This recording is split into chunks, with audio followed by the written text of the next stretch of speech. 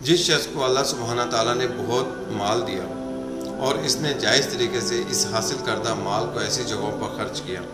جہاں اللہ سبحانہ تعالیٰ نے خرچ کرنے کا حکم دیا ہے۔ اللہ سبحانہ تعالیٰ قرآن شریف میں ارشاد فرماتے ہیں،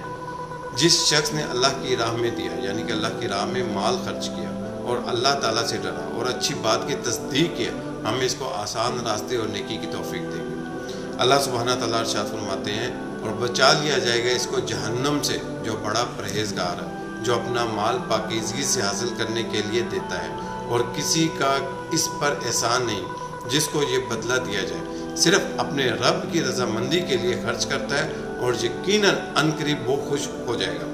مزید اللہ سبحانہ تعالیٰ قرآن شریف میں ارشاد فرماتے ہیں، اگر تم صدقات ظاہر کر دو تب بھی اچھا ہے، اور اگر تم چھپا کر دو اور فقراء کو دو تو یہ تمہارے لیے زیادہ بہتر ہے،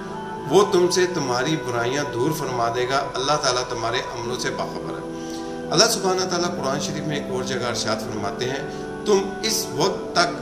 نیکی حاصل نہیں کر سکتے جب تک تم اپنی پسندیدہ چیزیں اللہ کی راہ میں خرچ نہیں کرو گے، اور تم جو کچھ بھی خرچ کرتے ہو اللہ اسے جانتا ہے۔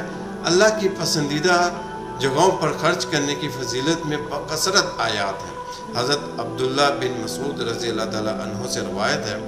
آپ صلی اللہ علیہ وآلہ وسلم نے ارشاد فرمایا، صرف 2 خصلتوں پر رشک کرنا چاہیے، ایک اس شخص کی خصلت پر جسے اللہ نے مال سے نوازا، پھر اسے حق کی راہ میں خرچ کرنے کی ہمت بھی دی، اور دوسرا اس شخص کی خصلت پر جسے اللہ نے حکمت اور دانائی عطا فرمائی اور وہ اس کے ساتھ فیصلہ کرتا ہے اور دوسرے لوگوں کو بھی سکھاتا ہے۔ دیکھیے، اس حدیث پر غور کریں تو اس میں 2 طرح کے لوگوں کا ذکر ہے، ایک وہ جس کو اللہ سبحانہ تعالیٰ نے بہت زیادہ مال دیا اور اس نے اس کو اللہ کی راہ میں خرچ کیا، اور دوسرا